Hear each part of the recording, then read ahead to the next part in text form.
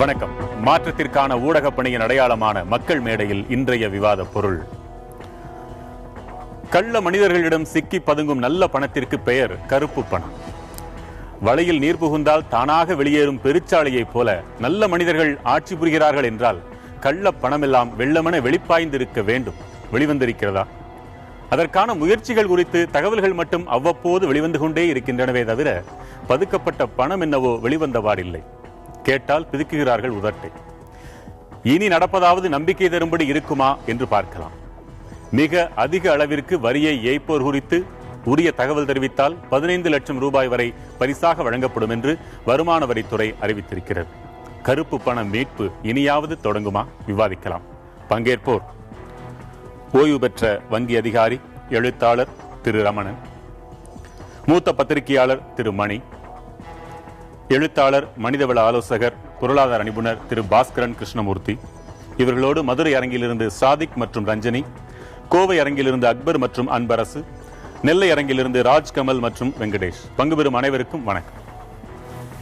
திருமணி, ஒவ்வொரு முறையும் ஆசை காட்டுவதற்கு உரிய பொருள், எப்பொழுதும் பசுமையாகவே இருக்கக்கூடிய ஒரு விவாத பொருள் கருப்பு பண மீட்பு. ஏற்கனவே இருக்கிற ஒன்றா அல்லது இல்லாத புதிய ஒன்றா என்று கூட தெரியல. 15 லட்சம் ரூபாய் வரை என்று ஒரு சீலிங் மாதிரி கொடுத்திருக்காங்க. ஒவ்வொரு முறை கேட்கும் போதில் ஆசையா இருக்கு. இதுவாவது ஓரளவு பலனை தர தொடங்குமா? உங்க கருத்து? நிச்சயமா துவங்காது.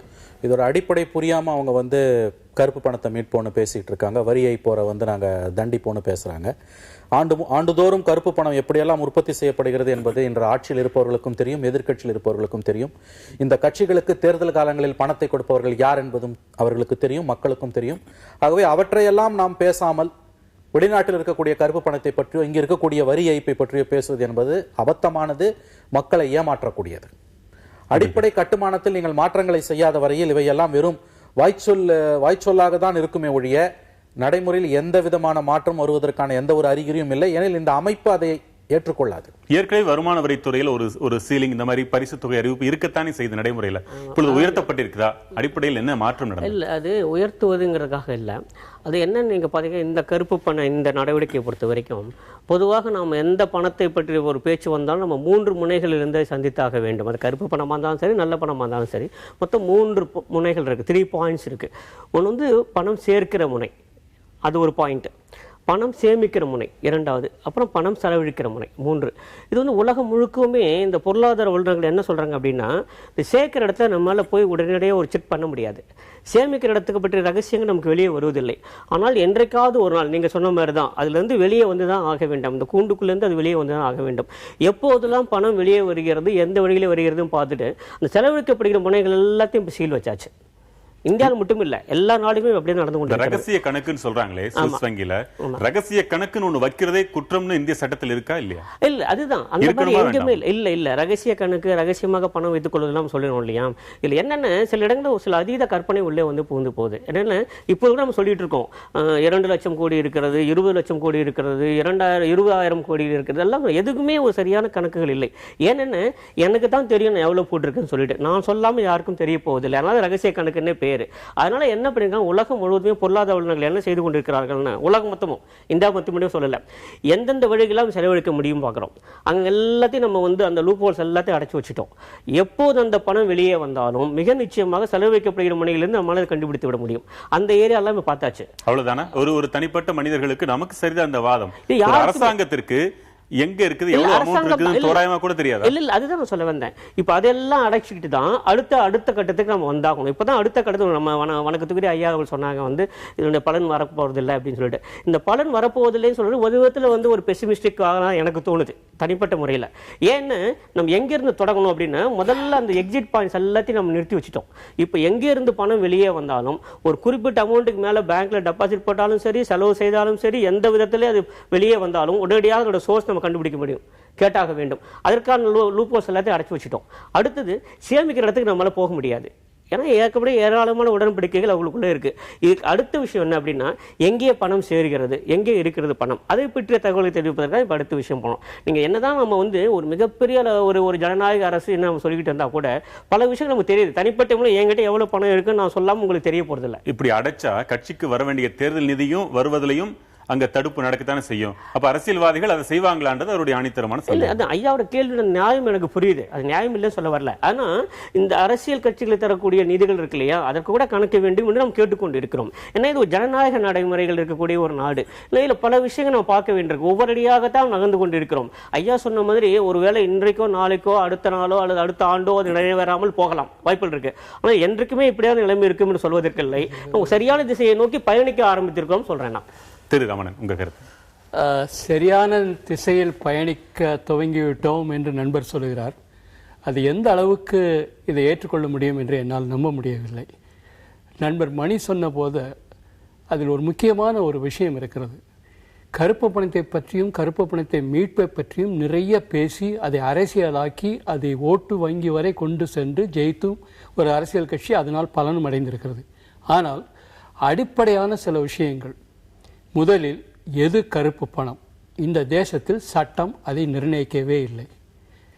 இந்த விஷயம் மிக ஆச்சரியமாக இருக்கலாம், உண்மை அதுதான். எந்த குற்றவியல் சட்டத்திலும் எது கருப்பு பணம், எந்த அளவு இருந்தால் கருப்பு பணம் என்று பண்ண முடியவில்லை.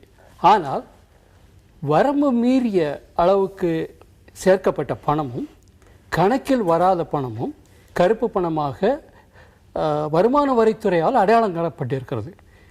சுப்ரீம் கோர்ட் நீதிபதிகள் கூட மிக கடுமையான வார்த்தைகளை உபயோகப்படுத்தி இருக்கிறார்களே தவிர சட்டம் இன்னும் அது எது என்று சொல்லவில்லை. இந்த ஒரு விஷயத்தினாலேயே இது எப்பொழுது கோர்ட்டுக்கு போனாலும் மிக எளிதாக தப்புகிறார்கள். இது வரையறுக்கப்படாத ஒரு சட்டத்தை வைத்துக்கொண்டு, வரையறுக்கப்படாத ஒரு விஷயத்தை, சட்டமாக இல்லாத ஒரு விஷயத்தை வைத்துக்கொண்டு மீட்டு விடுவேன் என்று சொல்லுவது எந்த அளவுக்கு சரி? சட்டமாக்காமல் இருக்கிறார்கள் என்றால் அது திட்டமிட்டே. சட்டம் மிக கடுமையான சட்டம் தேவை.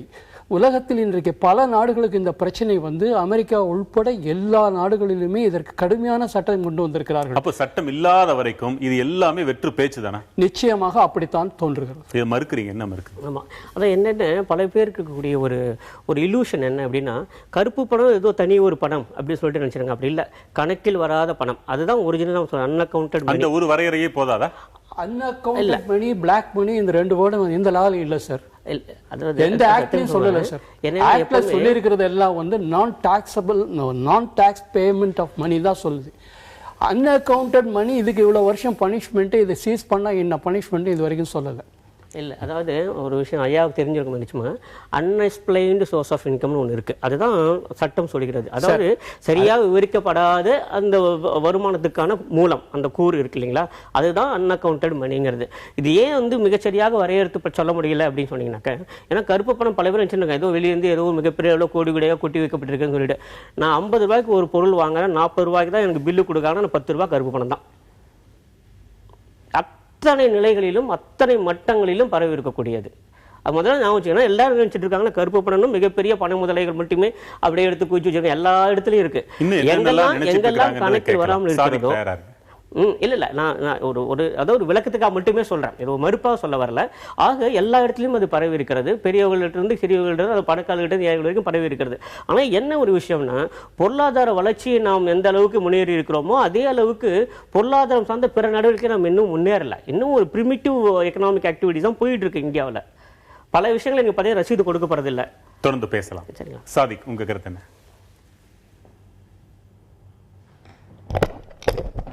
சார், இந்த இப்போ 15 லட்ச ரூபா தர்றேன்னு சொல்லியிருக்காங்க. அதாவது இதுக்கு சரியாக யார் வரி ஏற்பு செய்கிறாங்களோ அவங்கள சொன்னால் 15 லட்ச ரூபா தர்றேன்னு சொல்லியிருந்தாங்க. என்னுடைய கேள்வி என்னென்னா, முதல்ல என்ன செஞ்சுருந்தாங்க, ஓட்டு போடுங்க, எங்களுடைய ஆட்சி அமைஞ்சால், பாஜக ஆட்சி அமைந்தால் வெளிநாடுகளில் உள்ள அத்தனை கருப்பு பணத்தையும் கொண்டு வந்து இந்தியாவில் இருக்கிற ஒவ்வொரு வங்கியிலையும் 15 லட்சம் தர்றோன்னு சொன்னாங்க. இப்போ என்ன சொல்கிறாங்கன்னா, இல்லை அதெல்லாம் சாத்தியம் இல்லை, நீங்கள் யாருன்னு சொல்லுங்க அப்படின்னு சொன்னாங்க. இப்போ காட்டி கொடுங்க 15 லட்ச ரூபா தர்றோம்னு சொல்றாங்க. இது எனக்கு எப்படின்னு புரியல. இது எங்களோட வேலையும் இல்லை, மக்களோட வேலை இல்லை. இது இதுக்காக தான் அரசு வச்சிருக்கோம், அரசை ஏற்படுத்தி ஆள வச்சிருக்கோம். இது அரசுடைய வேலை. இத்தனை புலனாய்வு அமைப்புகளை வச்சுட்டு மக்களிடம் ஆளை காட்டி கொடுங்கன்னு சொல்றது இது பொறுப்பற்ற தன்மையா நான் பார்க்கிறேன். இன்னொன்னு இது அரசுக்கு தெரியாதா? யார் வரி ஏய்ப்பு செய்யறானுங்கிறது அரசுக்கு தெரியாதா? இன்னும் ஒரு ஆய்வு அறிக்கை சொல்லுது இந்தியாவில் இருக்கிற 3% மக்கள் தான் முழுமையான வரி செலுத்துகிறார்கள், மீதி 97% மக்கள் வந்து வரி ஏய்ப்பு செய்கிறார்கள் சொல்லுது.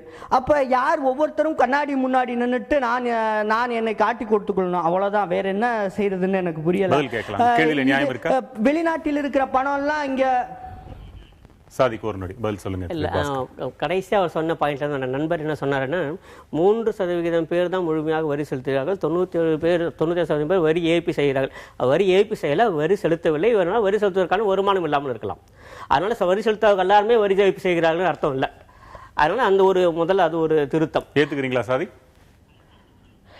இல்லைங்கய்யா, என்னுடைய சின்ன சந்தேகம், இந்தியாவில் 97% பேர் 2 லட்சம் வருமானத்துக்கு கீழே இருக்கிறார்களா? 97% பேர் அவ்வளோ கம்மியா வருமானம் இருக்கா? எனக்கு புரியல. அவ்வளவு ஏழ்மையான தேசமா இந்தியா? வெறும் 3% பேர் தான் வருடத்துக்கு 2 லட்சத்திற்கு மேல் சம்பாதிக்கிறாங்களா? இல்ல, சரி, இந்த கேள்விக்கு நான் சொல்லிடுறேன். 2.5 லட்சம்ங்கிறது மட்டுமே இல்லை, வரி சலுகைகளுக்கு உட்பட்ட பல்வேறு வருமானங்கள் உண்டு. நான் ஒருவேளை ஒரு வீடு வாங்குறேன் வச்சுங்களேன், அந்த வீட்டுக்கான அந்த கடனை நான் திருப்பி செலுத்தினா அந்த வருமான வரம்புக்குள்ள வராது. அதனால அதெல்லாம் கூட நம்ம பண்ணணும். இது வந்து 2.5 லட்சம்ங்கிறது டாக்ஸபிள் இன்கம், வரிக்கு உட்பட்ட வருமானம் தான். இந்த வரிக்கு உட்பட்ட வருமானத்திலிருந்து பல சலுகைகள் உண்டு. மொத்த வருமானத்திலிருந்து பல சலுகைகள் காரணமாக அதெல்லாம் கழிவுகள்லாம் போக கடைசியாக எஞ்சின் இருப்பது 2.5 லட்சத்துக்கு மேலே இருந்தால் வருமான வரி செலுத்த வேண்டும் உங்க சொல்லியிருக்கு. அதுதான் சட்டம் சொல்கிறது. அதனால இவங்க எல்லாருமே 2.5 லட்சத்துக்கு கீழே இருக்கணும், இதுக்கு மேலே கூட சம்பாதிச்சிருக்கலாம். ஆனால் சட்டத்துக்கு உட்பட்டு பல்வேறு சலுகைகள் அளிக்கப்படும், ஒவ்வொரு சாமானியனுக்கும் வழங்கப்படுகிறது தான். நான் இப்போ ஒரு வீடு வாங்குறேன்னா அதுக்கான இஎம்ஐ நான் கொடுத்துட்டு இருக்கேன், மந்த்லி இன்ஸ்டால்மெண்ட் கொடுத்துட்டு இருக்கேன் வச்சுங்களேன். அதெல்லாம் சேர்ந்து அந்த கழிவுகள்லாம் போக எஞ்சி நிற்பதற்கு தான் வருமான வரிங்கிறதுனால அத்தனை பேருமே 2.5 லட்சத்துக்கு கீழே இருக்கிறாங்க அப்படின்னு இல்லை, அதுக்கு மேலே வருமானம் இருக்கிறவங்களும் இருக்கலாம். அப்புறம் இன்னும் ஒரே ஒரு விஷயம் மட்டும் சொல்லி முடிச்சா, முக்கியமா நம்ம நண்பர் கேட்டதுக்காக, விவசாய வருமானம் முற்றிலுமாக வருமான வரியிலிருந்து விலக்களிக்கப்பட்டது. அதனால விவசாய வருமானம் உள்ளவர்கள் வருமான வரி கட்ட வேண்டிய அவசியம் இல்லை. அவங்கெல்லாம் கூட அந்த பிரிவுல தான் வர்றாங்க. அதனால எல்லாருமே தற்கொலை பண்ணிக்க அவசியம் இல்லாம இருந்தாலே போதும் இந்த நாட்டில். இல்ல சொல்றேன், இல்ல ஏன் 97% இருக்காங்க அதுக்காக சொல்ல வந்தேன். இல்ல இல்ல, சரி, யாரை கேட்டாலும் எளிதா சொல்லிடுவாங்க. இதுக்கு என்ன காமிச்சு கொடுக்கறதுக்கு என்ன இருக்கு? அம்பானி கட்டல, அதானி கட்டல, இல்ல இல்ல கொடுங்க, எனக்கு பரிசு கொடுங்கன்னு சொல்ற ஒரு மனோபாவம் இருக்கு. அதுல அவர் கேட்ட கேள்வி, மக்கள் எங்களுக்கு அந்த வேலையை கொடுக்குறீங்க, உங்க வேலை என்ன, அதை செய்ய முடியாத உங்களாலன்னு கேட்கிறார். நியாயமா? நியாயமான கேள்வி. ஒரு அரசினுடைய கடமை கருப்பு பணத்தை மீட்பது மாத்திரம் இல்லை, கருப்பு பணம் உருவாகாமல் தடுக்க வேண்டியதே அதனுடைய கடமை. உருவாகிவிட்டது, வளர்ந்து விட்டது, இன்றைக்கு மீட்க வேண்டியதும் தடுக்க வேண்டியதும் அரசின் கடமை. இந்த 15 லட்சம் பரிசு என்பது வந்து அநேகமாக இது மிகப்பெரிய ஜோக்காக இருக்கும். ஏனால் காட்டி ஒரு விஷயத்தை சொல்லிக் கொடுத்து அதன் மூலம் ஒரு துப்பு கிடைத்து கண்டுபிடிக்கப்பட்டால் அந்த நபருக்கு பாதுகாப்பு கொடுக்க வேண்டும். சட்ட ரீதியான பாதுகாப்பு இந்த தேசத்தில் இல்லை. விசில் ப்ளோயர் ப்ரொடெக்ஷன் ஆக்ட் இல்லை. யூகே லண்டனில் இருப்பது போல இந்த செய்தியை தெரிவித்த ஒரு குடும்பத்தை கூட அவர்கள் பாதுகாக்கிறார்கள். இங்கு எதுவுமே இல்லை. இவர் விசில் ப்ளோ பண்ணவே வேண்டாம், இவர் தான் செய்ய போகிறார் என்ற அடையாளம் கண்டால் இவர்கள் காட்டிக் கொடுப்பதற்கு முன்னால் யாராவது இவர்களை காட்டிக் கொடுத்து விடுவார்கள். மிகப்பெரிய சமூக ஆபத்து இருக்கிறது. ஜஸ்ட் யோசித்து பாருங்கள், 15 லட்சம் ஒரு பெரிய பணமா? கோடிக்கணக்கில் கருப்பு பணம் சேமித்து வைத்திருப்பவர்களுக்கு காட்டிக் கொடுப்பதற்கு இது ஏதோ மக்களை சந்தோஷப்படுத்துவதற்காக கொடுக்கப்பட்ட அறிவிப்பு. எனக்கு என்ன தோன்றுகிறது என்றால், அவர்கள் சுப்ரீம் கோர்ட்டுக்கு இப்பொழுது பதில் சொல்ல வேண்டிய கட்டாயத்தில் இருக்கிறது அரசு. அவர்கள் ஒரு டெட்லைனை கொடுத்து என்ன செய்திருக்கிறீர்கள் என்று தெரியப்படுத்துங்கள் முதலில் என்கிறார்கள். இவர்கள் கமிட்டி போட்டேன், வெளிநாட்டுக்கு அதிகாரிகளை அனுப்பினேன் என்று சொல்லிக் கொண்டு இருக்கிறார்கள். நீதிபதிகள் கடும் கோபத்தில் இருக்கிறார்கள். அடுத்த கட்டம் இவர்கள் கோர்ட்டில் தெரிவிக்கும் போது நாங்கள் இதை அறிவித்திருக்கிறோம் என்று இதை சொல்ல போகிறார்கள். அதற்கான ஒரு ஒரு ஒரு முகமூடி திரையாகத்தான் இதை பயன்படுத்துகிறார்கள் தவிர இதை நம்பி இந்த பணத்தை அவர்களால் கொண்டு வர முடியும் என்பதில் எந்த அக்கறையும் இல்லாமல் தான் இந்த அறிவிப்பு வந்திருக்கிறதாக நான் கருதுகிறேன். சின்ன 2 விளக்கங்கள் மட்டும். முதல் முறையாக இப்போ தான் நான் கேள்விப்படுறேன். என்ன அப்படின்னா, இது மாதிரி பரிசு கொடுக்க வேண்டும்ங்கிற ஒரு திட்டம் வந்த உடனே எல்லாத்தையும் அப்படியே வச்சு மூடி வரைச்சிடுவோம், இதுக்கு மாதிரி நாங்கள் எந்த வேலையும் செய்ய போகிறோம் அர்த்தமே இல்லை.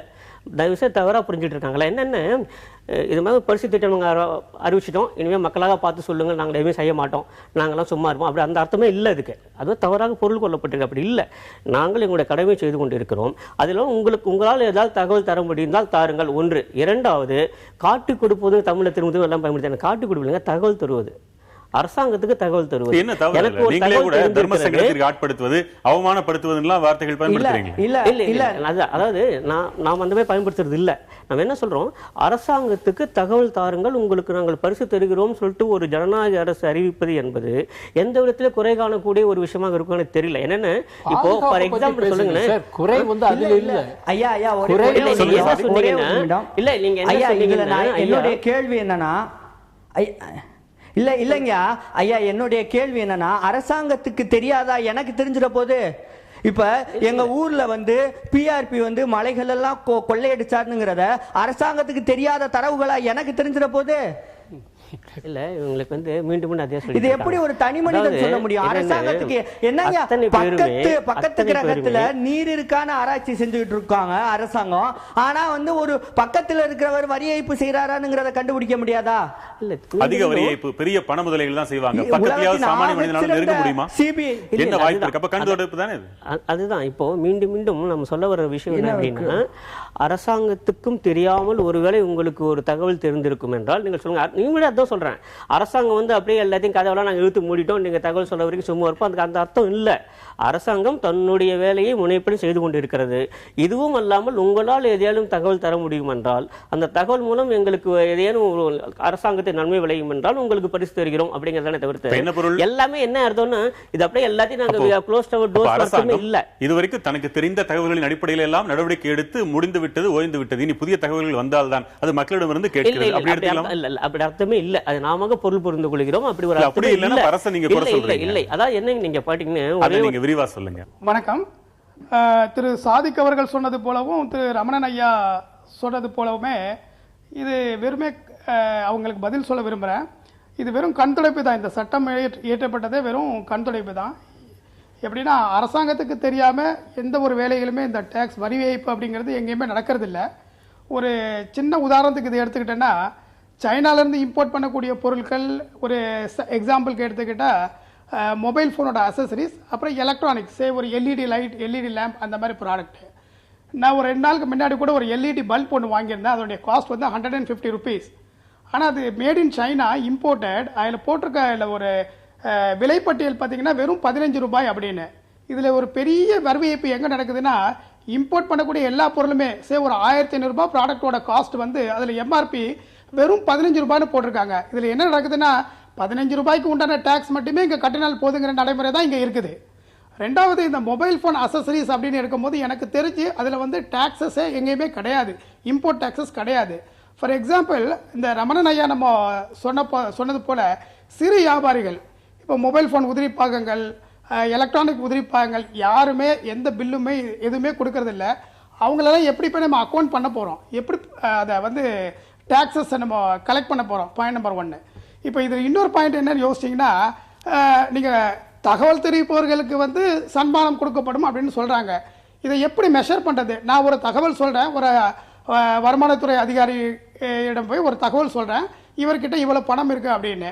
அதை சொன்னதோட விட்டாமல் நான் அவரை ஃபாலோ பண்ணணும், எனக்கு பேமெண்ட் வரணும் அங்கேருந்து. நான் யாரை ஃபாலோ பண்ணுறது? 4 தடவை ஃபாலோ பண்ண அந்த அரசு அதிகாரியிட்டா அவரே ஆப்போனன்ட் பார்ட்டிகிட்ட சொல்லி கொடுக்க மாட்டாருன்னு என்ன நிச்சயம்? சரி, இது ஒரு அடிப்படை கேள்வி. கட்டாயம் உண்டு. இல்லை, ஐயா கேட்டதுக்காக சொல்ல வரேன். இந்தியாவில் நீங்கள் பார்த்தீங்கன்னா கவர்மெண்ட் மிஷினரி எப்படி ஃபங்க்ஷன் ஆகுது நீங்கள் பார்த்தீங்கன்னாக்க, அந்த ஃபெய்த் இன் கவர்மெண்ட் மிஷினரி இருக்குல்ல, அது ஒவ்வொரு சாமானியனுக்கும் இருந்தாக வேண்டும். ஒரு கற்பனையிலே பேசிட்டு எந்த ஒரு சீக்கிரம் இல்ல. இப்ப நான் சொல்றேன் கேளுங்களேன், எந்த ஒரு அரசாங்க ரகசியமும் எந்த ஒரு அரசாங்க அலுவலராலும் வெளியே சொல்லப்படுவதில்லை, கசிவதே இல்லை. அதுக்கு நான் வந்து கேரண்டி கொடுக்க முடியும். ஏன்னா இப்போ ஐயா வந்து வங்கியிலேருந்து ஓய்வு பெற்றிருக்கார் அதிகாரி. இப்போ ஒரு அக்கௌண்ட் ஹோல்டரோட இன்ஃபர்மேஷன் இப்போ கேட்டால் கூட ஐயாவிலேருந்து வெளியே வராது. சரி, நமக்கு சொல்லிட்டு ஒரு தொழில் தர்மம்னு ஒண்ணு இருக்குங்க. நீங்க வந்து சவாலான நபர்களை எப்படி செத்தாங்கன்னே தெரியாம 40 பேர் கொல்லப்படுறாங்க. அப்ப அந்த பாதுகாப்புக்கு என்னன்னு அவர் கேட்கறது நியாயம் தான். அதுதான். அதாவது இந்த பாதுகாப்பு என்பதோ அல்லது வந்து இவங்க சொன்ன மாதிரி நான் வந்து நடையா நடக்கணும் அப்படிங்கிறதோ நம்ம வெளியிலிருந்து பார்த்து கொண்டிருக்கோம். சிஸ்டம் உள்ள நம்ம போய் பார்த்தோம்னா அதற்கான வேலைகள் நடந்து கொண்டுதான் இருக்கு. அதே நேரத்தில் நடந்து கொண்டே இருக்கு. மக்களுக்கு ஏதோ ஒரு இடத்துல தகவல்கள் தெரிஞ்சிருக்கலாம் இல்லையா? அது கிடைக்கிற தகவலை பெற்றுக்கொள்ள வேண்டும் என்ற நல்ல எண்ணம் தானே இதுல இருக்கு. அப்படி பார்க்க முடியாது நீங்க? அது நல்ல எண்ணமாக தான் தோணுது. ஆனால் இதில் முக்கியமாக கவனிக்க வேண்டியது சார் சொன்ன மாதிரி, ரமணன் சார் சொன்ன மாதிரி, இப்போ இமீடியட்டாக இதை சொல்கிறதுக்கான அவசியம் என்னென்னா, உச்சநீதிமன்றத்தில் இந்த வழக்கு வந்துக்கிட்டே இருக்குது. அடுத்த ஹியரிங் வரத்துக்குள்ளே நாங்கள் எதையாவது செஞ்சோன்ற மாதிரி இவங்க காட்ட வேண்டிய ஒரு நிர்பந்தத்தில் இருக்காங்க. அதுதான் அதுக்கான இமீடியட் ப்ரொவோகேஷனா தோணுது. இப்ப சரி, இத சொன்னா உச்சநீதிமன்ற நீதிபதிகள் சரின்னு கேட்டுப்பாங்க. இல்ல கண்டிப்பா அதோட அடங்க மாட்டாங்க. உச்சநீதிமன்ற நீதிபதிகள் அதோட அடங்க போறது கிடையாது. அவங்களும் அதுக்கு மேலே தான் கிடிக்குப்பிடி போட போறாங்க. நாங்க இதெல்லாம் செஞ்சோன்னு இவங்க காமிக்கு this is one among the ஸ்டெப்ஸ்னு சொல்லலாம். நம்ம அதற்கான ஒரு வழி தான் இது. இமீடியட் ப்ரொவோகேஷன், இமீடியட் பெக்னு சொல்லுவாங்கல்ல, இது இந்த சுப்ரீம் கோர்ட்டை அந்த ஹீட்டை ஃபேஸ் பண்றதுக்கு இவங்க ஒரு வழியா இது என்னதான் இருந்தாலும் ஒரு மதுரை சாதிக்கோ ராஜ்கமலோ இவங்க கேட்கிற கேள்விகளை அந்த நீதிபதி கேட்க மாட்டாரா? சிந்தனையில கொஞ்சம் கூட கண்டிப்பாக வரும். நான் தான் சொல்றேன். இது ஒரு சின்ன ஒரு ஸ்டெப், அவ்வளவுதான். இதை தாண்டி நம்ம பேச வேண்டியது இந்த வழியே சார் சொன்ன மாதிரி நீங்க முதல்ல கருப்பு பணம் உற்பத்தி ஆவதை தடுக்கிறது எப்படின்னு பேசாம அதை வெளியில கொண்டு வரது எப்படின்னு பேசுறதுன்றது சரியா படல. ஏன்னா ஒரு சின்ன உதாரணம் சொல்றேன். தமிழ்நாட்டில் வாக்காளர்களுக்கு பணம் கொடுக்கறதுல இருக்கக்கூடிய அந்த இஷ்யூவை பத்தி தொடர்ச்சியா நம்ம விவாதங்கள் நடந்தப்ப, இந்த தொலைக்காட்சி விவாதங்கள் நடந்தப்ப, பழைய ஓய்வு பெற்ற கோபால்சாமி சிஇசி சொன்ன ஒரு வார்த்தை, ரொம்ப அழகான வார்த்தை. அவர் சொன்னார், நீங்க ஆண்டுதோறும் கருப்பு பணத்தை உற்பத்தி பண்றதை அனுமதித்து விட்டு 5 ஆண்டுகள் அனுமதித்து விட்டு கடைசி 15 நாட்களில் தேர்தல் ஆணையம் அதை எப்படி தடுக்கணும் நீங்க எதிர்பார்க்கறீங்கன்னாரு. அதுவே இந்த மெலடின்றது, இந்த டிசீஸ்ன்றது ரொம்ப ஆழமா இருக்கு. இன்னொன்னு அவர் சொன்னது ரொம்ப அழகான பாயிண்ட். எது கருப்பு பணம் என்று உங்களுடைய சட்டத்தில் வரையறுக்கப்படாத ஒரு சூழலில் உச்சநீதிமன்றமே இதுல ஏதோ ஒரு ஆர்வ கோளாறுல செயல்படுதோ என்ற தோற்றம் தான் இருக்கிறது. யாரு கருப்பு பணத்தை வச்சிருக்கா அப்படின்றது திரும்பவும் சொல்வதென்றால் இந்த அரசாங்கத்திற்கு நன்றாக தெரியும். ஏதோ 4 பொதுமக்கள் போய் காட்டி கொடுப்பதனால் அல்லது ஐயா கோபித்துக் கொள்வார்கள், தகவலை தெரிவிப்பதனால் மட்டுமே இந்த அரசாங்கத்திற்கு தெரிய போவது கிடையாது. இந்த கருப்பு பணத்தை வைத்திருப்பவர்கள் எப்படி அப்படி சொல்றீங்க? எனக்கு ஒரு சந்தேகம். பெரிய பெரிய கார்ப்பரேட் நிறுவனங்கள்ல பண முதலைகள்ட்ட வேலை பார்க்கிறவங்கல்ல, ஒரு பினான்ஸ் செக்ஷன்ல ஒரு பினான்ஸ் மேனேஜரோ யாரோ ஒருவர் தான் நேர்மையாக இருக்க விரும்பிட்டார், வேலை போனாலும் பரவாயில்ல, அல்லது வெளியில போற நிலையில இருக்கிற ஒருத்தர் நிறுவனத்தில் என்ன நடக்குதோ அது அரசுக்கு சொல்லிடுவோம். இப்ப என்ன வந்தது? ஒரு தேசப்பற்றோடு சொல்றோன்னு பேர் தான் காட்டி கொடுக்கிறதுன்றது வராதுல. அவர் சொன்ன மாதிரி நிச்சயமாக பெரிய பெரிய தகவல்கள் வரத்தானே இல்ல, யாரோ ஒரு இடத்துல வரலாம், மேபி an exception. ஆனால் நீங்கள் சொல்லக்கூடிய அந்த மிகப்பெரிய ஒரு எக்ஸ் கார்ப்பரேட் நிறுவனத்திலிருந்து அந்த தகவல் கசிகிறது என்றால் எழுதி வைத்துக் கொள்ளுங்கள். அதன் மீதான மேல் நடவடிக்கை எதுவும் இந்த அரசாங்கத்திடம் இருக்காது. யார் ஆட்சி செய்தாலும், பிஜேபியோ காங்கிரஸோ அல்லது தேர்ட் ஃப்ரண்டோ, இந்த அரசாங்கங்களை, இந்த பெரிய கட்சிகளை தூக்கி நிறுத்துவதே இந்த பண முதலைகள் தான், இந்த வரி ஏய்ப்பவர்கள் தான். தங்களை ஆர்டிஐக்கு கீழ் கொண்டு வர மாட்டோம் என்று சொல்லக்கூடிய அரசியல் கட்சிகள், அதுல இருந்து இந்த ஆரம்பிங்க. நாங்கள் எங்களை ஆர்டிஐக்கள் சப்மிட் பண்ணிக்கொள்ள மாட்டோம் என்று இந்த கட்சிகள் ஏன் சொல்லுகிறார்கள்? ஆர்டிஐல கூட இன்னொன்னு சொன்னாங்க, அந்த கட்சிகளுடைய உள் விவகாரங்கள், ஒரு குறிப்பிட்ட விவாதம் சம்பந்தமாக அந்த கட்சியில் யார் எந்த கருத்தை சொன்னாங்க, அது எங்களுக்கு ஆர்டிஐ கீழ் வேண்டாம். ஆர்டிஐ கீழே எல்லா பெரிய கட்சிகளுடைய நிதி விவகாரங்களை மட்டும் கொண்டு வாருங்கள் என்று சொல்லும் பொழுது எல்லா அரசியல் கட்சிகளும் அதை ஏன் எதிர்க்கிறார்கள்? நீங்க இதெல்லாம் பேசாம இந்த விஷயத்தை பேச முடியாது. ராஜ்கமல், நெல்லை. வணக்கம் சார், நான் மணி சார்ட்ட பேச விரும்புகிறேன். மணி சார் சொன்னாங்க இப்படி பணத்தை வெளியே எப்படி கொண்டு வர முடியும் அப்படி சொன்னாங்க. என்னோட கேள்வி என்னென்னா, ஒரு 3 வருஷமாக நான் ஃபாரினில் இருந்திருக்கேன் சார். எனக்கு தெரிஞ்ச நிறைய பெரிய பெரிய விஐபிலாம் பார்த்தீங்கன்னா இந்த பத்தா கார்டுன்னு சொல்லுவாங்க, அந்த நாட்டில் நம்ம இருக்க தகுதியான கார்டு சொல்லுவாங்க. அந்த கார்டு மூலிமா எல்லா பணத்தையும் நம்ம அக்கௌண்ட்டுக்கு ஈஸியாக அனுப்பிடலாம் சார். அது போக என்ஆர்ஐ அக்கௌண்ட் இருக்குது, அது கணக்கே கிடையாது. அது பார்த்தீங்கன்னா நம்ம தேவையான ப்ரூஃப் எதுவுமே தேவையில்லை, அந்த என்ஆர்ஐ அக்கௌண்ட் இருந்தால் போதும். நம்ம எவ்வளோ பணம் இருக்கோ, ஃபார் எக்ஸாம்பிள் ஒரு 300 கேடின்னு சொன்னால் நம்ம ஒரு காசுக்கு பார்த்தீங்கன்னா ஒரு கிட்டத்தட்ட ஒரு 80,000 கிட்ட வருது. அதுக்கு எந்த டாக்ஸ் கிடையாது. அது வெறும் பார்த்தீங்கன்னா வரின்னு சொல்ல பேருக்கு பார்த்தா வெறும் 85 ரூபா தான். அது வெறும் 2 லட்சம் அனுப்பினாலும் சரி, 10 லட்சம் அனுப்பினாலும் சரி, என்ஆர்ஐ அக்கௌண்ட்ல ஈஸியாக போட்டுடலாம் ஃபாரின்லேருந்து. நான் பார்த்துருக்கேன் நிறைய விஐபிலாம். அதேமாதிரி பார்த்தீங்கன்னா சம்பளம், நம்ம வாங்குற சம்பளத்தை அங்கே உள்ள கார்டு மூலியமாக அனுப்பலாம். அங்கே அந்த நாட்டில் இருக்கேன்னு சொன்ன கார்டு மூலியமாக அனுப்பலாம். இப்போ நான் நேராக போய் இன்ஃபார்ம் பண்ணுறாந்தா, எனக்கு தெரிஞ்ச ஒரு 4-5 விஐபி போய் சொன்ன வச்சுக்கோங்களேன், ஒரு மாடி வச்சிருக்க பில்டிங்கை ஒருத்தர போய் நான் இன்ஃபார்ம் பண்ணுறேன்னா, அவங்ககிட்ட போய் நான் சொல்லுவேன் இப்படி இவர் இவ்வளோ பணம் வச்சிருக்கான்னு சொன்னான்னு வச்சுக்கோங்களேன், அதுக்கு தக்க நடவடிக்கை கண்டிப்பாக அரசு எடுக்கிறாங்கன்னு வச்சுக்கோங்களேன். அதுக்கு எனக்கு தேவையான பதிப்பு அதுலேருந்து கொஞ்சம் பணம் தராங்க வச்சுக்கோங்களேன். 10 மாடி வச்சிருக்க பெரிய விஐபி பார்த்து நான் இன்ஃபார்ம் பண்ணா என் நிலைமை என்ன ஆகும் சொல்லுங்க? இல்லை, என்ன கேட்குறான்னு புரியல எனக்கு. அவரோட கொஸ்டின் என்ன? உங்க கேள்வி என்ன ராஜ்குமார்? உங்க கேள்வி என்ன? நீங்க என்ன கேட்க? என்னோட கொஸ்டின் என்னோட கேள்வி என்னன்னா, வெளிநாட்டிலேருந்து பணம் உள்ள வருதுல்ல சார், அங்கே இருக்கிறவங்க இந்தியாவில் ஒர்க் பண்ணுறாங்களா சார், அது அந்த நாட்டு உள்ள கார்டை வச்சு யூஸ் பண்ணி பணத்தை அனுப்பலாம் சார். சோ இவ்வளவுதான் அனுப்பலாம்னு சொல்லி ஒரு வரம்பு கிடையாது சார், எவ்வளவு நாள் அனுப்பிக்கலாம் சார், அதுக்கு எந்த டாக்ஸும் கிடையாது. சட்டத்திலேயே அது போக என்ஆர்ஐ அக்கௌண்ட்னு இருக்கு, அது மூலமா பணம் அனுப்பலாம் சார். நீங்க சொல்லுங்க. இல்ல அவர் free flow of inward remittance பத்தி சொல்றாருன்னு நினைக்கிறேன். வெளிநாட்டில் சம்பளம் வாங்குறவங்க இங்கே பணம் அனுப்பலாம், அதில் ஒன்றும் பிரச்சனை இல்லை. அது எவ்வளோ வேணால் அனுப்பலாம், வரி கிடையாதுன்றது அவங்க வேலை பண்ணுற தேசத்தை பொறுத்து இருக்குது. எல்லா தேசத்துக்கும் அந்த இது இல்லை, இன்னும் ரெஸ்ட்ரிக்ஷன் இருக்கிற கண்ட்ரிகளும் இருக்குது. ஆனால் இப்போ அவருடைய கேள்வி என்னவா இருக்குன்னு நான் புரிஞ்சுக்கிறேன்னா, இது நியாயமான வகையில் வராத அங்கே இருக்கிற பணங்கள் ஹவாலா வழியாக இந்த மூலமாக இவருக்கு வந்து சேர்ந்தது. இது வெளிநாட்டில இருந்து என்னுடைய உறவினர் சம்பாதித்த பணம்னு சொல்லி இவர் இங்கே இதை எந்த வரியும் செலுத்தாமல் முதலீடாக செய்து கொண்டிருக்கிறாரு. அதில் வந்து இதை நான் அவருக்கு காட்டி கொடுக்க, இதை யாருக்கும் நான் சொல்லிக் கொடுக்கறது இல்லை, எனக்கு பாதுகாப்பு இல்லை, இதை விட பணம் சம்பாதிக்கிறவங்க வந்து கேட்பாங்க இல்லையா அப்படின்றாரு. நான் அதை சரியாக புரிஞ்சிட்டு இருக்கேன்னா ராஜ்குமார்? நீங்கள் சொல்கிறது நான் சரியாக புரிஞ்சிட்டு இருக்கேன்னா? கரெக்டாக சொன்னீங்க சார். சரி, அதை வந்து அது கருப்பு பணத்தினுடைய ஒரு பகுதி. இதெல்லாம் வந்து ஒரு சின்ன புள்ளிகள் அல்லது துளிகள். இப்போ நம்ம பேசிகிட்டு இருக்கிற பிரச்சனை வந்து நண்பர் மணி சொன்ன மாதிரி இந்த கருப்பு பணத்தினுடைய மிகப்பெரிய ஆரிஜின் எங்கே இருக்குன்னா அரசியல் கட்சியில் இருக்கு. ஊற்று கண்ணுனா அப்படி நிறுத்த முடியாத ஊற்று கண்ணா வந்து அரசியல் கட்சியில் இருக்கு. சரி, இன்றைக்கு இருக்கிற அரசியல் நிலவரத்தை பொறுத்து சொல்லுங்க. இந்த தேசத்தில் இருக்கிற எல்லா அரசியல் கட்சிகளும் உடன்பட்டு ஒரே குரல்ல பேசக்கூடிய ஒரு வார்த்தை வந்து இந்த அவங்களுடைய கட்சி கணக்குகளை வந்து தெரிவிக்க வேண்டாம்ன்றது. ஏன்னா அதுக்கு பின்னாடி இந்த கருப்பு பண பட்டியலில் இருக்கிற முதலைகள் பேரையே முதலைகள் ஒன்றும் இல்லை சார், அவங்களுடைய பேலன்ஸ் ஷீட்டை தான் கேட்கிறாங்க. ஒரு விஷயம் நான் சொல்ல விரும்புற ஒரு விஷயம் என்னன்னா, இப்ப ஏதோ கருப்பு பணம் என்பது எல்லாருக்கும் இருக்கக்கூடிய ஒரு மித்து வந்து வெளிநாட்டுல இருக்குது. உச்சநீதிமன்றம் கூட வந்து வெளிநாட்டுல இருக்கக்கூடிய கருப்பு பணத்தை மீட்கணும்னு தான் திரும்ப திரும்ப சொல்லுதே ஒழிய உள்நாட்டில் இருக்கக்கூடிய கருப்பு பணம் அது எப்படி உற்பத்தி ஆகுது என்பதை பற்றி எல்லாம் பொருளாதார நிபுணர்கள் பல விதங்களில் பேசிக் கொண்டிருக்கிறார்கள். எல்லாருக்கும் தெரிஞ்ச ஒரு விஷயத்தை நான் சொல்றேன். பலரும் வந்து இங்க இருக்கக்கூடிய நண்பர்களே வந்து பிளாட் வாங்கியிருப்பாங்க, வீடு வாங்கியிருப்பாங்க. எத்தனை பேர் வந்து அவங்க வாங்கிய அந்த அசையா சொத்துக்களுக்கு உரிய விலைக்கான அந்த டாக்ஸை கட்டினாங்க? ஒவ்வொரு மனிதனும் கருப்பு பணம் உருவாகிறதுக்கு காரணமாவது இருக்கான். கண்டிப்பாக. அதுவே இது இன்னொன்னுங்க, உச்சநீதிமன்றம் இந்த விஷயத்தில் அது எடுத்திருக்கக்கூடிய நடவடிக்கைகளும் உச்சநீதிமன்றத்தின் அணுகுமுறையும் சார் கரெக்டா சொன்னாங்க. அது என்னவென்று புரிந்து கொள்ளாததின் அடிப்படையிலும் இது வந்து நடைமுறைக்கு சாத்தியமில்லாத விதத்திலும் இந்த விசாரணை போய்கொண்டிருக்கிறது. ஒரே ஒரு சிறிய தகவல், ஜெயின் ஹவாலா மோசடி 1995ஆம் ஆண்டு. அதுல நாங்கள் அப்படி செஞ்சிடறோம் இப்படி செஞ்சிடறோம் சொல்லிட்டு அவ்வளோ நடந்தது. கடைசியில பாத்தீங்கன்னா வந்து ஒரு கேஸ் கூட ட்ரையல் ஸ்டேஜ் கூட தாண்ட முடியல. ஆகவே இங்க இருக்கக்கூடிய சட்டங்கள் அவர் சொன்ன மாதிரி வந்து வரையறுக்கப்படாத ஒரு விஷயத்தை வச்சுக்கிட்டு நம்ம பேசிட்டு இருக்கோம். இதோட ஊற்றுக்கண்ணை குறித்து நீங்கள் பேசாத வரையில் மற்றது எல்லாமே வந்து மேல் பூச்சி தான். மதுரை ரஞ்சனி, உங்களுக்கான நேரம்.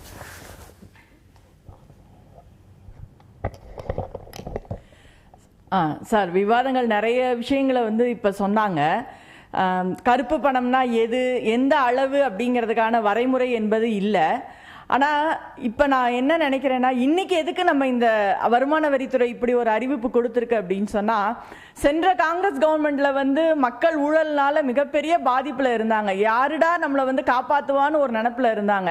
ஏன்னா நினைத்து பார்க்க முடியாத அளவுக்கு அலைக்கற்றை ஊழல், நிலக்கரி ஊழல், பல ஊழல் இருந்தது. அந்த நேரத்தில் வந்து வாக்கு வங்கிகளாக மாற்றுவதற்கு இவர்களுக்கு ஒரு பகட்டான கோஷம் தேவைப்பட்டது. அந்த கோஷத்துக்காக வந்து கருப்பு பணத்தை வந்து நாங்கள் மீட்போம் அப்படின்னு சொல்லி ஒரு மீட்பரை போல இப்ப தேர்தல் பிரச்சாரம் செஞ்சாங்க. அதை வெற்றியும் பெற்றாங்க. அதற்கப்புறம் இன்னைக்கு எத்தனை 1.5 வருடம் ஆகிறது. இன்னைக்கு எதுக்கு இதை பத்தி பேசுறாங்க? சட்டம் எப்ப கொண்டு வந்தாங்க? மே மாசம் கொண்டு வந்தாங்க. இன்னைக்கு என்ன நிலைமை அப்படின்னா, இன்றைக்கு இருக்கக்கூடிய அரசினுடைய மத்திய அரசின் மீதான ஊழல் குற்றச்சாட்டுகள் பெருகி கொண்டே வருகின்றன. சத்தீஸ்கர் மாநில ஊழலாகட்டும், லலித் மோடி விவகாரம் ஆகட்டும், மகாராஷ்டிர ஊழலாகட்டும், வியாபம் ஊழலாகட்டும், இதையெல்லாம் தாண்டி மக்களுடைய கவனத்தை திசை திருப்புவதற்காக இன்றைக்கு வருமான வரித்துறை மூலமாக, அதுவும் இன்னும் சொன்னாங்களே, உச்சநீதிமன்றத்தினுடைய ஒரு நெருக்கடியின் காரணமாக தான் இன்றைக்கு இந்த அறிவிப்பு என்பது வந்திருக்கிறது. இதுல எனக்கு 2 விஷயம் இருக்கு சார். இந்த மாதிரி ஊழலை பற்றி சொன்னால் வந்து பரிசு அப்படின்னு சொல்றப்போ முன்னாடி சொன்னாங்க இல்லையா, என்ன பாதுகாப்பு இருக்கிறது? வியாபம் ஊழல்ல என்ன நடந்தது? 45 பேர் வந்து என்ன காரணம் தெரியாம இறந்திருக்காங்க.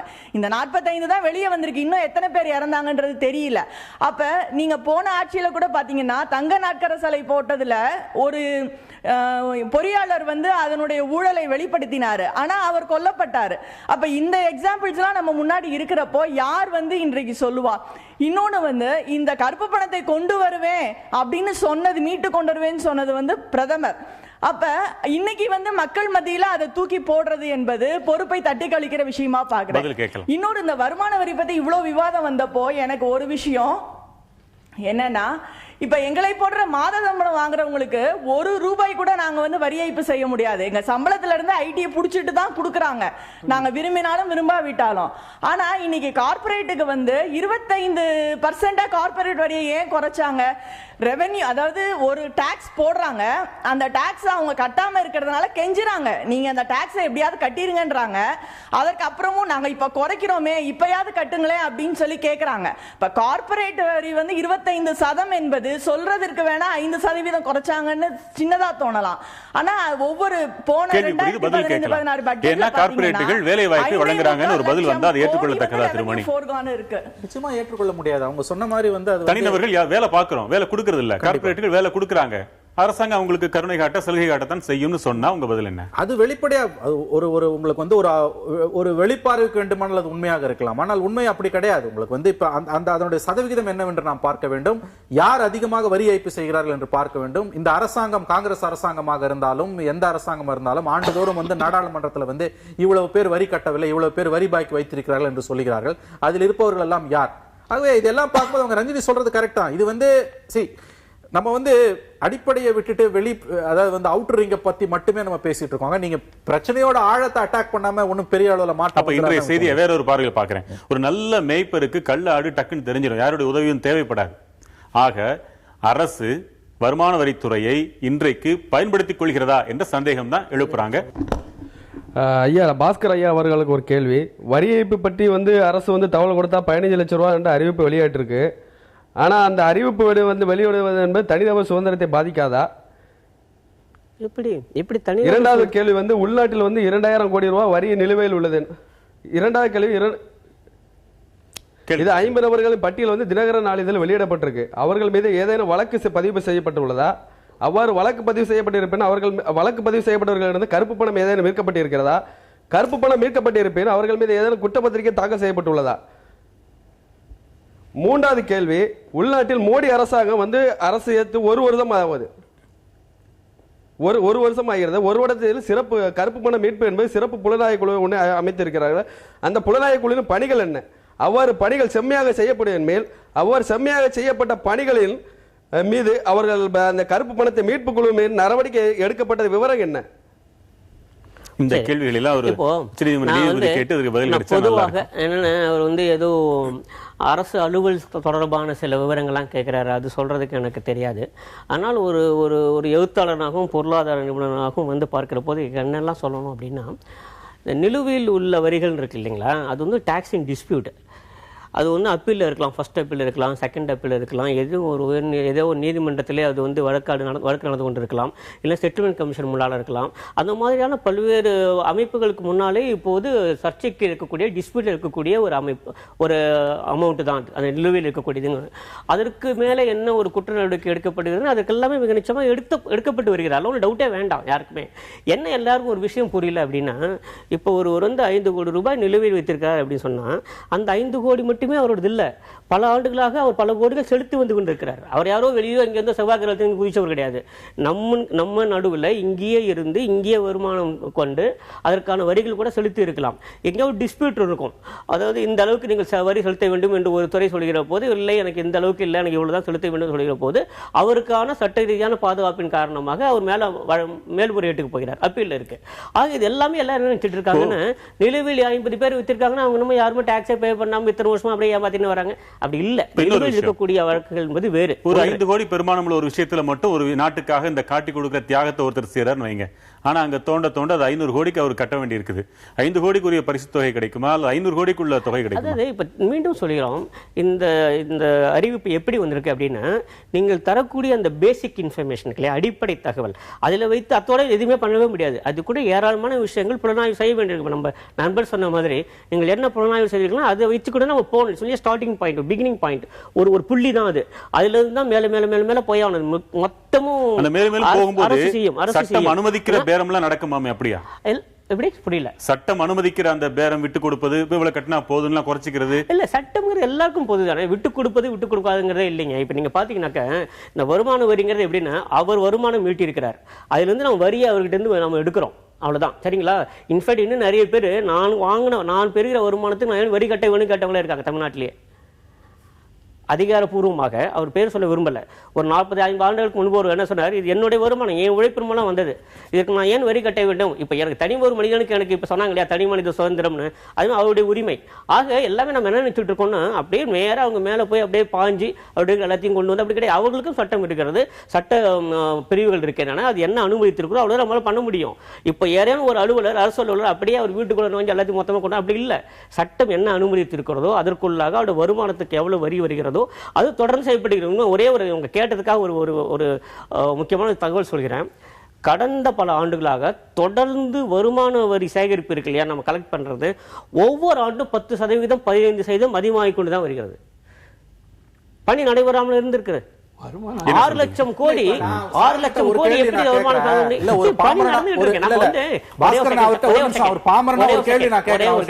சினிமாக்காரர்கள் மேல நிறைய ரெய்டு நடத்துறாங்க, ஒரு பப்ளிக்கா கேக்குறாங்க.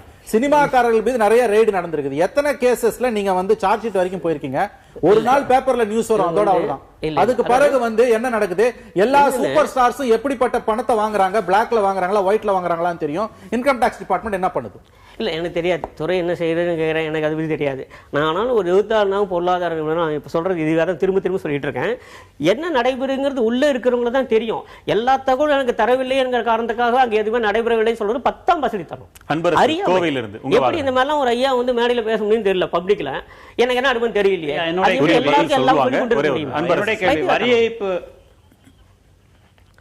சொல்லுங்க. என்னுடைய கேள்வி, இப்பொழுது வந்து அரசாங்கம் வந்து தன்னுடைய பணியை செய்யாம தனி மனிதர்கிட்ட வந்து அவங்க அந்த பொறுப்பை கொடுக்குறாங்க. அப்படி இருக்கும்போது அரசாங்கம் பணியை செய்யவில்லைங்கிறதே இல்ல. ஏன் அப்படி புரிஞ்சுக்கீங்க புரியல. இது ஒரு அறிவிப்பு அறிவிக்கப்பட்டிருக்கிறது. அரசாங்கம் பணியை செய்யவில்லைங்கிற அதுக்கு அப்படி ஒரு அர்த்தமே இல்லையே. நீங்களா ஒரு அர்த்தம் கண்டுபிடிச்சீங்க என்ன பண்ணல? இல்ல சொல்லுங்க. இல்ல நான் முடிச்சிடறேன். வரி ஏய்ப்பு செய்யறத பத்தி நான் ஒரு தகவல் கொடுக்குறேன். அந்த தகவல் வந்து நல்ல தீர்க்கமான தகவலா இருக்குது. இப்போ அந்த இல்ல கொடுக்குறேன்னு வச்சுக்கலாம். அப்போ அந்த பணி வந்து அதோட முடிஞ்சிருது. என்னுடைய பணி வந்து தகவல் கொடுக்கறதோட என்னுடைய பணி முடிஞ்சிருது. பின்னாடி வந்து ரகசியம் காக்கப்படும் அப்படின்னு சொல்றீங்க. அப்படி இருக்கும்போது நீங்க அந்த வரி ஏய்ப்பு செய்தவர்கிட்ட நீங்க பேரம் நடத்தப்படாது என்று எப்படி நம்புவது? இது வந்து நீங்க வந்து ரெண்டாவது கேள்வி முடிச்சிருங்க. இல்ல ரெண்டாவது கேள்வி முடிச்சிருங்க ஐயா. இப்ப வரி மீட்கப்படுதுன்னு வச்சுக்கோங்க. அப்ப வந்து தகவல் கொடுத்தவருக்கு நீங்க எப்படி அவர் அறிந்து கொள்வார்? வந்து மீட்கப்பட்டிருக்குன்னு எப்படி அவருக்கு தெரியும்? அவருடைய சன்மானத்தை அவர் எப்படி பெற்றுக்கொள்ள முடியும்? நீங்க ரகசியம் காக்கப்படும் சொல்லும் போது அது எப்படி ஒரு தகவல் உரிமை சட்டத்துல கூட வெளியே கொண்டு வர முடியாது. நீங்களே அதை பங்கு போட்டுக்கிட்டீங்கன்னா என்ன செய்ய முடியும்? ரெண்டாவது கேள்வி. அதாவது இந்த கேள்வியில மூணாவது கேள்வி என்ன அப்படின்னு பாத்தீங்கன்னா, இப்ப மூணாவது கேள்வி அதாவது பாத்தீங்கன்னா பல துறைகள்ல வந்து இல்ல இந்த கேள்வி பதில் சொல்ல நீங்க தொடரலாம். ஐயா கேள்வி கேட்கட்டும். நல்லா புரிஞ்சுக்கணும். எல்லாவற்றுமே ஒரு அவநம்பிக்கையுடன் இவங்க எப்படி பண்ணுவாங்க, இவங்களை எப்படி நம்புறதுங்கிற மாதிரிலாம் ஒரு சிஸ்டமே இல்ல. நல்லா இது ஒரு அமைப்பு முறை. அது ஐயா இருந்தாலும் அல்லது ஐயோ இருந்தாலும் நீங்களோ நானோ இருந்தாலும் கூட அந்த அமைப்பு விதிகளுக்கு உட்பட்டு தான் நம்ம செயல்பட்டாக வேண்டும். அதனால மிக நிச்சயமாக இது வரைக்கும் அந்த மேல யாரும் தகவல் தரவுக்கெல்லாம் எங்க உடனே போன் பண்ணி சொல்லி அவருடைய தகவல்களை வேற ஒருத்தர் கொடுப்பாங்க அப்படிங்கிறதுலாம் வந்து இதெல்லாம் சினிமா தரமான கற்பனை. சாரி டு சே, வேற ஒண்ணுமே இல்ல, அர்த்தமே இல்லாத ஒரு கற்பனை. அப்படி நடக்காதுங்க. என்னன்னு நம்ம ஏதோ ஒரு சிஸ்டத்தை நம்பிதான் ஆகணும். நாம் தாய் தந்தையரை நம்புகிறோம், சகோதரர்களை நம்புகிறோம், நண்பர்களை நம்புகிறோம், சமுதாயத்தை நம்புகிறோம். எதுவுமே இல்லாம கொடுத்துட்டாங்க பண்ணிடுவாங்களா அப்படிங்கிறது ஐயா அவர்கள்ட்ட நான் கேட்கறது ஒரு குறியீடா கேட்கறது. ஏன்னா அவர் வந்து சிஸ்டத்தை டிஃபெண்ட் பண்ணி பேசுறவாதி நான் கேட்கிறேன். நம்ம வந்து எல்லாருமே பேப்பர்ல படிச்சிருக்கோம், டிவியில பாக்குறோம், ஒரு எக்ஸ் சினிமா ஸ்டார் வீட்டுல ரெய்டு நடக்குது, இந்தியா பூராவே நடக்குதுன்னு வச்சுக்கோங்களேன். தொடர் நடவடிக்கைகள் எடுக்கப்பட்டு தண்டிக்கப்பட்டவர்கள் யாராவது ஒரு சினிமா ஸ்டார் நீங்க காமிக்க முடியுமா? அப்ப இந்த சிஸ்டத்து மேல உங்க அதாவது நான் சொல்ல வருது இந்த வருமான வரித்துறை மீது இருக்கக்கூடிய நம்பிக்கை என்பது என்ன? அதுக்கு பதில் சொல்றேன். தொடர் நடவடிக்கை இல்லைங்கிறது நீங்க செய்தியில வரலங்கிறதுனால இல்லை நீங்களா நினைச்சுக்கிறீங்களா? அப்படி இல்லைங்க. நான் திரும்ப அதான் சொல்ல வரேன். என்ன ஒவ்வொரு நடவடிக்கையும் ஒவ்வொரு முறையும் சென்று மக்களுக்கு எடுத்து சொல்வதில்லை. எந்த ஒரு அரசு துறையுமே சொல்றதில்லை. என்ன நமக்கு அந்த ஒரு சிஸ்டம் இல்லை, அதுக்கான நேரமும் இல்லை. ஆக இது ஏன் வெளியே வருகிறது? பரபரப்புக்காக அந்த செய்தி உங்களுக்கு வெளியே வருகிறது. இதுல உங்களுக்கு பரபரப்பு இல்லை, ஆனால் தொடர்ந்து நடவடிக்கை நடைபெற்றுக் கொண்டிருக்கின்றன. ஐயா எது மாதிரியான பதில் எதிர்பார்க்கிறாரோ அந்த மாதிரியான விடை அங்கே இருக்கிறது. அந்த செயல் நடைபெற்று இருக்கிறது, பணி நடைபெற்று இருக்கிறது. வெறும் வருமான வரித்துறையினுடைய ஒரு நடவடிக்கையாக அவங்களுடைய அறிவிப்பா நம்ம பாக்குறதா, அல்லது நம்ம கருப்பு பணம் உடனே பெரிய விஷயமா அந்த எல்லா கருப்பு பணம் வந்துடும் நினைச்சிட்டு நம்ம பேசுறதா, ரெண்டுல எதை இந்த தலைப்புக்கு போறது? இது முழுக்க முழுக்க ஒரு துறையினுடைய அறிவிப்பு. அதை தாண்டி இதற்கு எந்த விதமான முக்கியத்துவம் கொடுக்க முடியாது. ஏனென்றால் இது முழுக்க முழுக்க நம்பகத்தன்மையை பொறுத்தது. பரஸ்பர நம்பிக்கை இல்லாதவர்கள், பரஸ்பரம் அரசு துறையில் நம்பிக்கை இல்லாதவர்களிடம் எதிர்பார்த்து இந்த அறிவிப்பு செய்யப்பட்டிருக்கிறது. இந்த அறிவிப்பு செய்யப்பட்டதுனாலோ அல்லது தண்டனை அறிவிக்கப்பட்டதுனாலோ கருப்பு பணம் வெளியே வரப்போவதில்லை. ஏன் வரப்போவதில்லை என்பது அரசுக்கும் தெரியும். இந்த ஒரு தேசத்தில்தான் அரசாங்கங்கள் மாறினாலும் காட்சிகள் அப்படியே இருக்கிறது. இன்றைக்கு இருக்க அரசுக்கு முந்தைய அரசு பிஜேபி எதிர்க்கட்சியில் இருந்தபோது பாராளுமன்றத்தை ஸ்தம்பிக்க வைத்து அவர்கள் வெளிநாட்டில் இருக்கும் கருப்பு பணத்திற்குடைய விவரங்களை கேட்டார்கள். கடைசி நிமிடம் வரை கொடுக்கவில்லை. கடைசி நிமிடம் வரை அரசு கொடுக்க முடியாது என்று சொன்னது. இறுதியாக சுப்ரீம் கோர்ட்டு போனது. ஆட்சி மாறி இவர்கள் வந்தபோது பிரணாப் முகர்ஜி நிதி மந்திரியாக இருந்தபோது என்ன பதிலை சொன்னாரோ அதே அருண் ஜேட்லி சொன்னார், இதை நாங்கள் வெளியிட முடியாது, தேச நலன் கருதி, இதர நட்பு நாடுகளின் நலன் கருதி இதை வெளியிட முடியாது என்று. அப்படி என்றால் என்ன அர்த்தம்? எந்த அரசும் இதை வெளியிடப் போவதில்லை. எந்த அரசு வெளியிட்டாலும் இதை மீட்கப் போவதில்லை. இனிமே மக்களுக்கு இது போன்ற செய்திகள் வந்தால் இப்படி ஞாபகம் வச்சுக்கலாமா? எந்த 15 லட்சம், அந்த 15 லட்சம்னா அது அந்த கருப்பு பணம், இந்த 15 லட்சம்னா இது இந்த உள்நாட்டுக்குள்ள சின்ன சின்ன விஷயங்கள், அப்படி பிரிச்சு பார்க்க மக்கள் பார்த்துக்கணும். அதுதான் இப்ப மக்களுடைய நம்பிக்கையே இந்த மாதிரி ஒருத்தர் கேட்டார், ஒரு நண்பர் கேட்டார் இல்லையா, 15 லட்சம் நாங்களே கொடுத்து விடுவோம்னு சொல்லிட்டு இன்றைக்கு நீங்கள் சொன்னால் நாங்கள் கொடுக்கிறோம் என்றது அந்த அளவுக்கு மக்களுடைய நம்பகத்தன்மை இது அனுமதி கேட்டீங்க. சொல்லுங்க. மீண்டும் மீண்டும் சொல்றேன், நான் இது மாதிரி இந்த அறிவிப்புகள் எல்லாமே நீங்க பாத்தீங்கன்னாக்க தொடர் நடவடிக்கைன்னு ஒரு அடுத்த கட்டம் தான் இது. அதனால இது இப்படியே முடிஞ்சு போற ஒரு விஷயம் இல்லை, தொடர்ந்து நடைபெற்று கொண்டிருக்கிறது. அப்புறம் ஐயா சொன்னார், ஏன் வெளிநாட்டிலிருந்து இருக்கக்கூடிய பணங்கள்லாம் அயல் நாட்டு உறவை பாதித்து விடும். கண்ணு மூடி நின்று பேசிட்டு இருக்காங்க. நீங்க யோசிச்சு பாருங்களேன், 50,000 ரூபாய் செலவு செய்தால் கூட, நான் இப்ப சொல்றேன், 50,000 ரூபாய் ஒருவர் வங்கியிலே கொண்டு போய் முதலீடு செய்தால் கூட அது மிக நிச்சயமாக பரிசீலனைக்கு சோதனைக்கு உட்படுத்தப்படுகிறது. எப்படிதான் நீங்க செலவு பண்ணுவீங்க? ஒவ்வொரு செலவுமே கணக்கில் எடுத்துக் கொள்ளப்படுகிறது. ஒவ்வொரு செலவுமே உங்களுக்கு புலன் விசாரணைக்கு உட்படுத்தப்படுகிறது. ஆனா எவ்வளவு பண்ண முடியுமா? வால்யூம் ஆஃப் ஒர்க் பாருங்க எவ்வளவு இருக்கும். அத்தனை நடைபெற்றுக் கொண்டிருக்கிறது. யாரையான ஒரு புதுசா ஏதேனும் ஒரு மிகப்பெரிய அளவில் கன்சியூமபிள் ஆர்டிகல் வாங்குறாரு, புலன் விசாரணை உட்படுத்தப்படுகிறது. அதனால இது தொடர் புலன் உட்படுத்தப்படுகிறது. இது பற்றி செய்திகள் வருவதில்லை, அவ்வளவுதான். அதை நம்ம புரிஞ்சுக்கணும். இது பற்றி செய்திகள் வருவதில்லை. செலவழிக்கல அது விஷயம் இல்ல சார். 40% மக்கள் இன்னும் 3 வேளை உணவை உண்ண முடியாத இந்த தேசத்துல பல லட்சம் கோடி ரூபாயை கருப்பு பணமாக தேக்கி வச்சிருக்காங்களே, அதை எப்படி சார் ஏத்துக்க சொல்றீங்க? செலவு பண்றா செலவு பண்ணலையாங்கிற விஷயம் அப்படியே தேக்கி வச்சிருந்தாங்க. எப்படி இந்த தேசம் வளரும்? அதை மட்டும் சொல்லுங்க. எப்படி இந்த தேசம் வளரும்? அதை மட்டும் சொல்லுங்க. அடையாளமா இருக்கணும்ல. ஏதோ ஒரு இடத்துல 5000 கோடி வந்திருக்குன்னு ஒரு கணக்கு இல்லை. இல்ல சாதிக் அவர்கள் நான் என்ன சொல்றேன், இது யாருமே ஏத்துக்கலையே, யாருமே ஏத்துக்கல. சரி சொல்லல சார், ஒரு ரூபா கூட மீட்டது இல்லையே. இல்லை திரு 600 லட்சம் பேருடைய பேரை உச்சநீதிமன்றத்தில் தாக்கல் செஞ்சாங்களே, இதுவரை ஒரு நடவடிக்கை எடுக்கப்பட்டிருக்கா? திரு சாதிக் அவர்களுக்கு நான் சொல்லிக்கிறேன், இது முதல்ல ஒரு விஷயம், இது எப்படி ஏற்றுக்கொள்ள முடியும்? நிச்சயமா யாருமே ஏத்துக்கலையே, யாருமே ஏற்றுக்கொள்ளவே இல்லை. கருப்பு பணத்தாலும் ஏத்துக்கிற மாதிரி சொல்றீங்க, ஏத்துக்கல. ஒன்று, தொடர் நடவடிக்கைகள் நடந்து கொண்டிருக்கின்ற மிக நிச்சயமாக சரியான தருணத்தில் அதுபட்ட சரியான தகவல் உங்களுக்கு சேரும். நல்ல காலம் பிறக்க போகுதுன்னு சொல்றீங்க, நம்பத்தான் விரும்புறோம். சந்திச்சதுல மகிழ்ச்சி. மற்றும் ஒரு முக்கிய தலைப்பில் மீண்டும் சந்திக்கலாம். வணக்கம்.